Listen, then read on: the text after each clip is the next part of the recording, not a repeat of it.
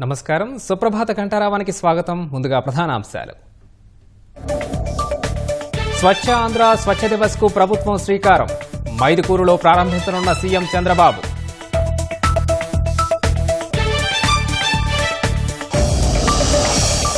పోలవరం కొత్త diaphragm wall పనులు నేడు ప్రారంభం. 1.396 కిలోమీటర్ల పొడవున నిర్మాణం.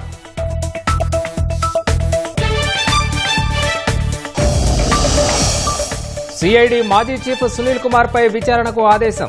ప్రభుత్వాన్ని విమర్శిస్తూ సోషల్ మీడియాలో పోస్ట్పై చర్యలు.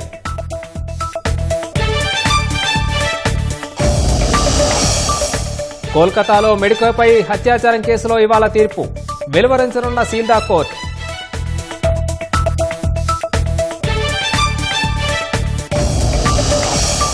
హమాస్తో కాల్పుల విరమణకు ఇజ్రాయెల్ అంగీకారం. రేపటి నుంచి ఒప్పందం అమలయ్యే అవకాశం.